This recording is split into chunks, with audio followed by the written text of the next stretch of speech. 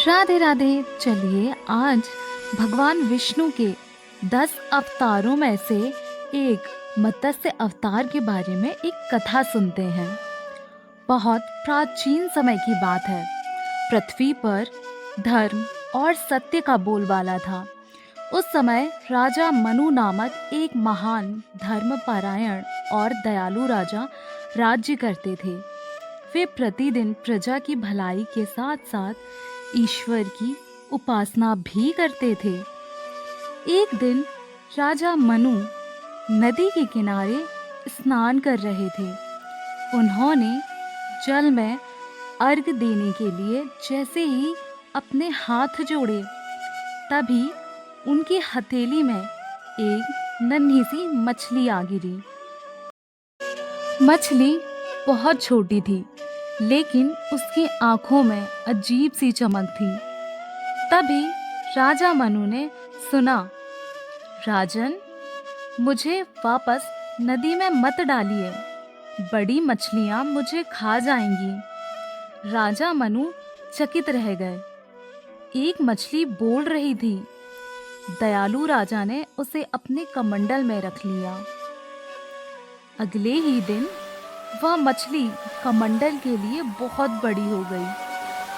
राजा मनु ने उसे एक घड़े में डाल दिया, लेकिन वहां भी वह तेजी से बढ़ने लगी। फिर उसे तालाब में और अंत में नदी में छोड़ना पड़ा। कुछ ही समय में वह मछली इतनी विशाल हो गई कि पूरी नदी छोटी लगने लगी। तभी उस मछली ने अपना वास्तविक रूप प्रकट किया। वह कोई साधारण मछली नहीं थी, बल्कि भगवान विष्णु का मत्स्य अवतार था। भगवान विष्णु ने कहा, हे राजन, शीघ्र ही पृथ्वी पर भयानक प्रलय आने वाला है। समस्त संसार जल में डूब जाएगा।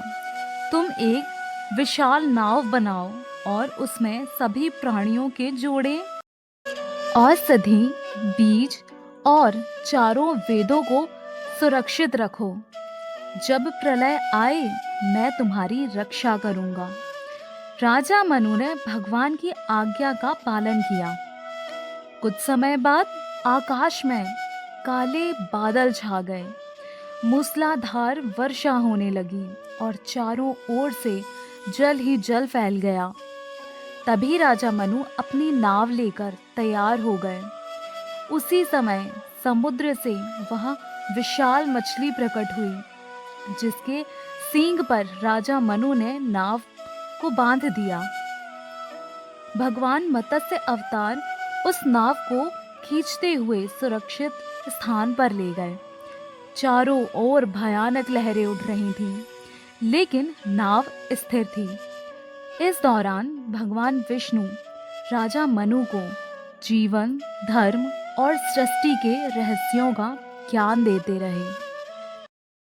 इसी समय एक असुर हयग्रीव ने वेदों को चुरा लिया। भगवान मत्स्य ने उससे भयंकर युद्ध किया और उसे पराजित कर वेदों को पुनः सुरक्षित कर लिया। जब प्रलय समाप्त हुआ, तब पृथ्वी फिर से जीवन से भर गई। भगवान विष्णु ने राजा मनु से कहा, हे मनु, तुम ही आगे चलकर नई सृष्टि के जनक बनोगे। यह कहकर भगवान अपने धाम लौट गए। इस प्रकार मत्स्य अवतार ने न केवल मानवता और वेदों की रक्षा की, बल्कि यह सिखाया कि जब भी धर्म संकट में होता है, ईश्वर किसी न किसी रूप में अवश्य आते हैं।